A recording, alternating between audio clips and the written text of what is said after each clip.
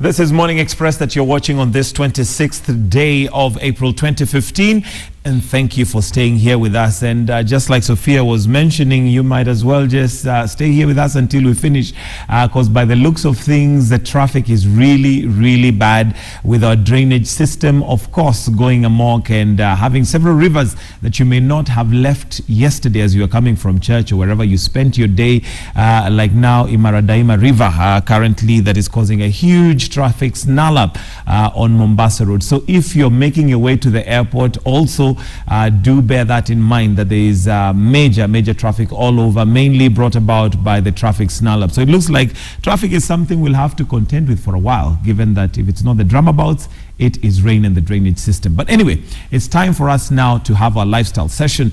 And it has been said that parenting is a responsibility that comes with no manual. Nobody really sits down and instructs you that this is how you're going to do it. And also, there's no one size fits all. So you really cannot come up with a book and say, you know, this is how you take care of your children, because their temperaments vary and things change. But anyway, having said that, we are living in a society and a community whereby our children seem to be left out.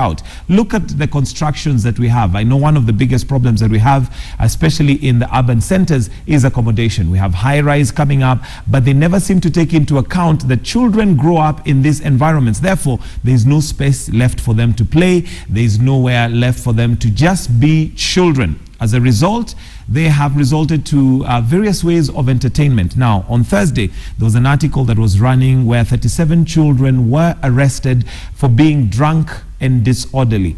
And on closer look at what they had, they found bottles of brandy and whiskey, which is what they were drunk on, which of course would be very, very worrying. Another article yesterday was a parent who was complaining and saying, what do I do with my children? Looking at the high-rise place we are, it is all spread, and I let my children go and play since they cannot watch TV all day and only hope that they will come back home safely. That's where we're at. And well, today we're talking about parenting, and with me in the studio is Rosalind Keegan, who is a parenting coach. And Rosalind, thank you for joining us. Dr. Mary Gitao is also on the way, but she has also been caught up in the traffic, which was totally unexpected. So she'll be joining us as we go along. Just a quick reminder, you're also free to participate in this conversation, and you can either call, and the phone lines will be displayed on your screen, or you can also tweet, and that's at Sophia Wanuna or at Michael G. Gitonga. Now, Rosalind, given the environment, the conditions that we're bringing up our children today, is it any surprise to you that we have those 37 children that were arrested for being drunk? And the age group was between 12 and 15.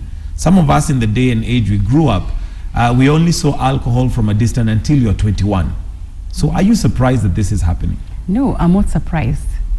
In fact, 37 is just a representative of what is happening in today's society.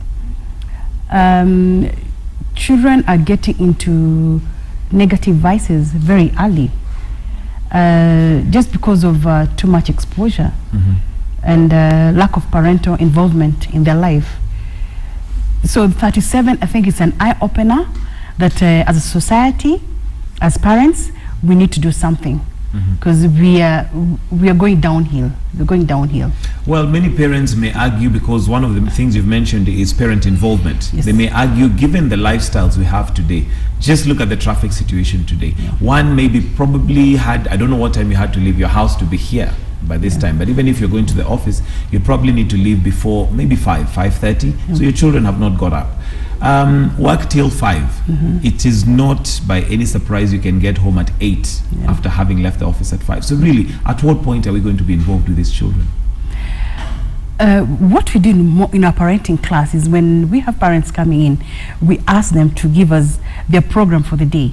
Like Richard, I can ask you from Michael, sorry, very sorry. Okay. I can ask you from 8 to 8 the whole week. Give me your program. What do you do? Yeah.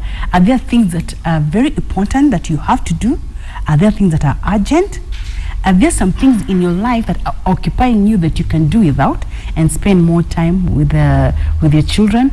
That's what you need to do. Like I always ask ladies, must you go to the salon and stay there for 2 hours? There are places, the things you can cut short. Must you, the guys, must you watch football with the boys every other time.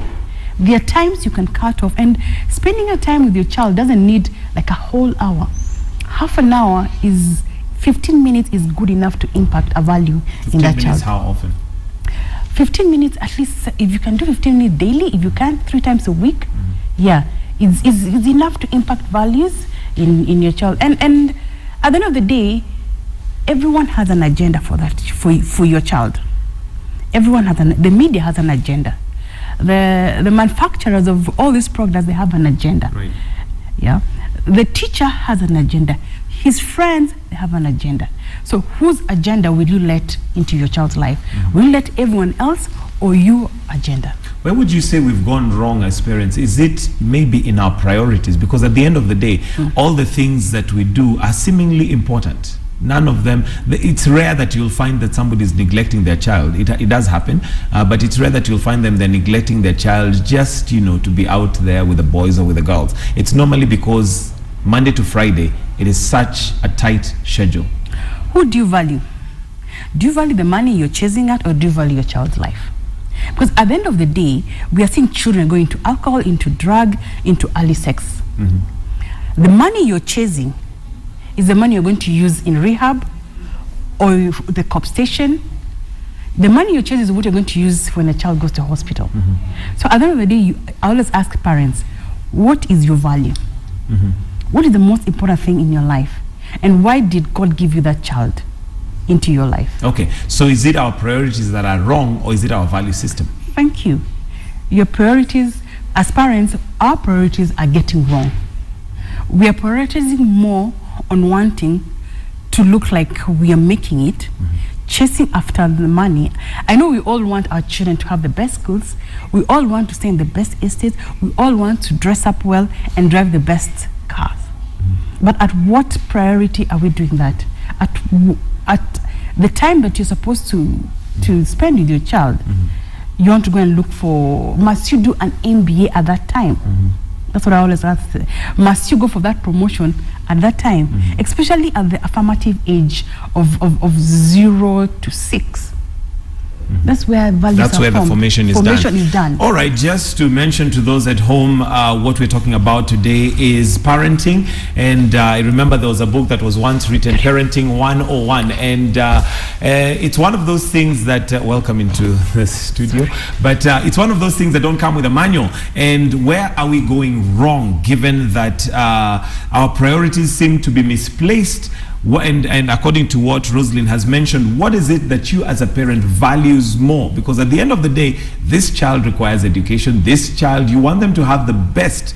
But what is the best if they're going to, run amok? So that's what we're talking about. Remember, you can participate in the conversation, and that's on, you can do that via Twitter at Sophia Wanuna or at Michael G. Gitonga. Phone lines will also be open, so you're welcome to call and let us know if you have a question or if you'd like to participate in the debate. And joining us now is Dr. Mary Gitau. Thank you for coming in. And as we continue with Rosalind, she was just mentioning our priorities, and I'll come to you shortly. But how does one now begin to place those priorities, given that you have bills to pay, you have school fees to pay, our costs of living are so high in the urban centers especially?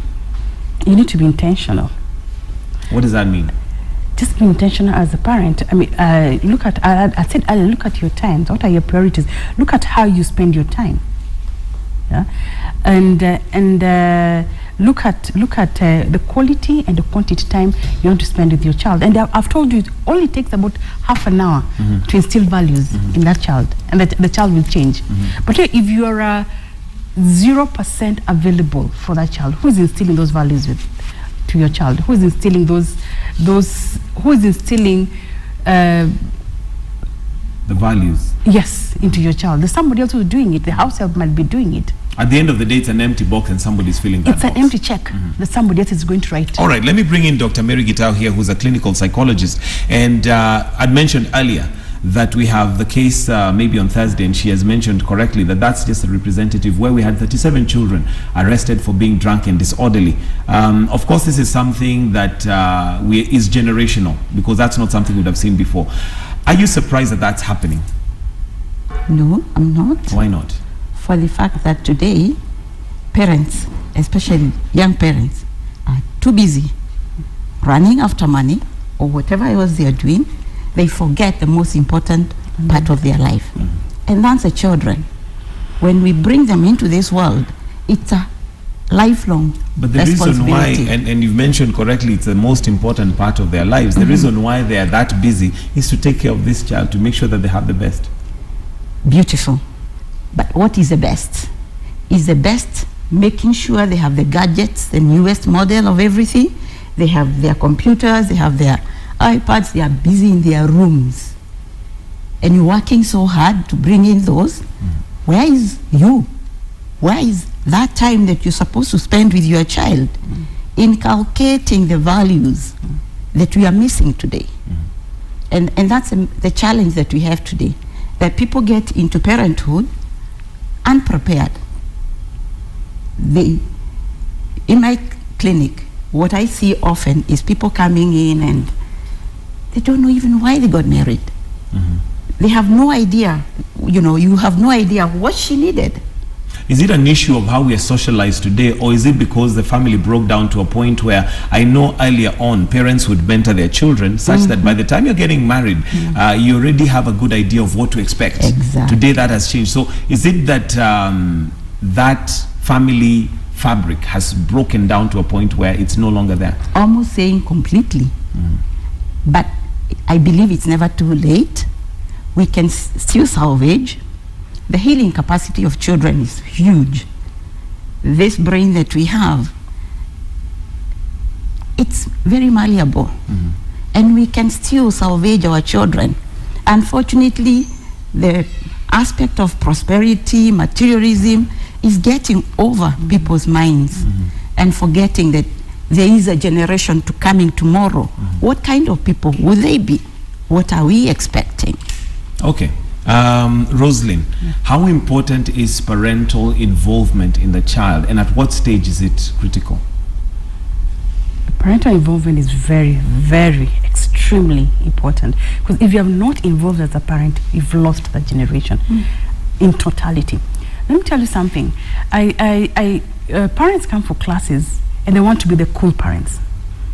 They want to, it's okay if my son takes alcohol.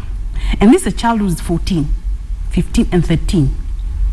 And what drives that cool parent? Is it that they want the child to be closer to them? That's what they think. They want the child to be closer to them. They want to be seen by even the child, the son's friends or the daughter's friends, that they're good. They want to fit in a society that is so wrong. And by the end of it, when that son reaches 21, that's the story they're telling me. We introduced this child to alcohol at the age, and this is a parent at the age of 13. He would sip wine, he would sip beer. When the child hits 18, 21, he's so hooked into that alcohol, he can't even manage school, he can't even manage campus. And this is what they say, cool parents. So you ask this parent, why can you not say no? At that point, we thought we were doing right. So as Dr. has said, parents have got no idea. Honestly, we have no idea how to parent anymore. Yeah, we are watching this so much, and we are watching Dr. Phil, we are watching Oprah, we are listening to so many programs, so many people have so many examples of how to parent. But there's one thing we are not listening to. We're not listening to our values. We're not bringing up the values that maybe God, that matter. Okay. That's what we're not listening to. Let me bring Dr. Gitau here and ask, because you've mentioned, and I'm sure you'll agree, that it's important for parent involvement. What is parent involvement? Because one might, like you've mentioned, bring the gadgets home and they're involved as far as they're concerned. What really is parent involvement? Wow, parent involvement. You may say, yes, you're involved by giving that. But the involvement that matters is that communication that you have, verbal, non-verbal, touch, all that is important. But a lot of times it's involvement by proxy. There, I've given you everything. What else do you need from me? I'm out there making money for you. I'll take you out for trips. But is that what matters? Who trains? Who puts what needs to be put in the brain in this child? How does this child's brain develop? By other people's trainings, delegating your duties as a parent to teachers, to your neighbor, to society. This child has no personal values. Who is that? Who am I as a child? When I have no communication with my daddy is absent, mommy is absent, and then I'll come back to you because we still need to delve on that. But I'll take a call from Jerry in Eldoret. Good morning, Jerry. Thank you for calling. To your comment. Okay. I want to ask a question. Like, for example, I have a son in Form 4. My son often, they went for a camp in school, and they closed on Friday. Okay. Instead of coming home, he went to other children's home. I tried contacting him. He was so rude to say, I won't come yesterday, I'll come today. This is a child that I've paid for peer counseling. I'm a housewife. I've gone for counseling psychology because I want to be a good parent. I've educated this child about peer pressure, the value of life. I've taken him to church. As a parent, I don't know where I'm wrong. All of a sudden, this child, I've seen her behavior that I'm unable to understand.